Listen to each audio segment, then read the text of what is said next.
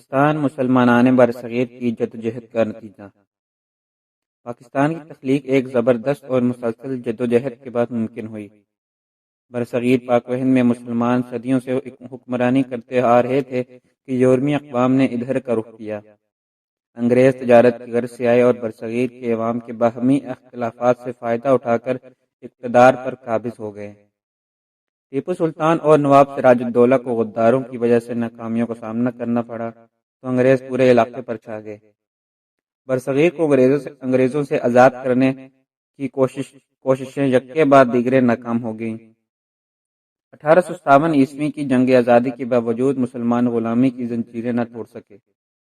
19ویں صدی کے دوسرے نصف میں سر سید احمد خان نے مسلمانوں کو تحریک علی گڑھ کے ذریعے نئے سرے سے بیدار کیا، انہیں جدید تعلیم کے اصول کی جانب راغب کیا، نیز معاشی، معاشرتی اور دیگر شعبوں میں مسلمانوں کو ہندو قوم کے مقابل متحد کیا۔ علامہ محمد اقبال رحمۃ اللہ علیہ نے مسلمانوں کے لیے علیحدہ مملکت پاکستان کا تصور پیش کیا۔ 20ویں صدی کا آغاز ہوا تو برصغیر کے مسلمانوں نے آل انڈیا مسلم لیگ کے نام سے اپنی سیاسی جماعت قائم کی۔ مسلمان دوہری غلامی سے نجات چاہتے تھے، وہ جدوجہد انگریزوں کے خلاف بھی کرتے رہے اور ہندو قوم کی متوقع غلامی سے چھٹکارے کے لیے بھی کوشاں رہے۔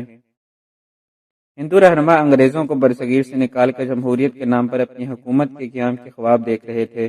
جمہوریت اکثریت کی حکومت ہوتی ہے اور ہندو برصغیر میں اکثریت میں تھے، اس لیے انگریز حکومت کے خاتمے کے بعد اقتدار اکثریتی قوم کو منتقل ہو جانا تھا۔ یوں مسلمان ہندو کی مستقل غلامی کا شکار ہو جاتے۔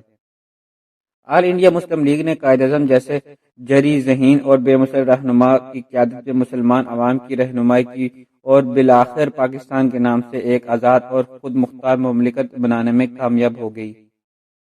اپنی منزل تک پہنچنے کے لیے مسلم قوم کو بھرپور جدوجہد کرنا پڑی اور بے مثال قربانیوں اور مشکل حالات کے بعد وہ اپنا مقصد پانے میں کامیاب ہو گئے۔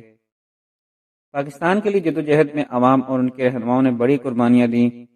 انگریزوں کی حکومت کے خاتمے اور ہندوؤں کی متوقع اجارہ داریوں سے چھٹکارا حاصل کرنے کے لیے متعدد شخصیات نے بے شمار اور عظیم خدمات سر انجام دیں۔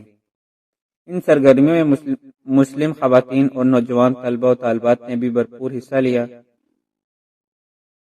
علماء اکرام اور مشائخ اعظام نے بھی ملت کی رہنمائی کی۔ مختلف صوبوں اور علاقوں کی کئی عظیم مسلم شخصیات نے اپنے اپنے انداز میں قومی فلاح و بہبود کے لیے کردار نبھایا۔ وہ اپنے قول و فعل سے برصغیر کی امت مسلمہ کی آزادی اور خوشگوار مستقبل کے لیے کوشاں رہے۔ مثلاً صوبہ سرحد سے سردار اورنگزیب خان، پیر مانکی شریف اور صاحبزادہ عبدالقیوم نمایاں تھے۔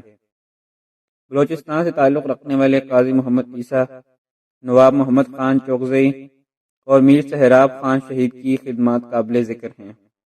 میر سہراب خان نے تو اپنی جان قومی آزادی کی راہ میں نشاور کر دی۔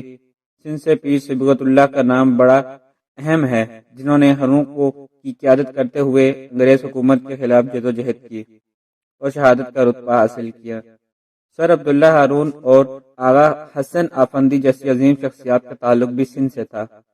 اسی طرح پنجاب، بنگال اور دیگر صوبوں سے تعلق رکھنے والے متعدد لوگوں نے قوم کے لیے قابل ذکر خدمات سر انجام دی۔ ان کی کوششوں اور خدمات کی بدولت آج پاکستان ایک آزاد اور خود مختار مسلم مملکت کے طور پر اپنا وجود رکھتا ہے اور پاکستانی قوم آزاد فضا میں سانس لے رہی ہے۔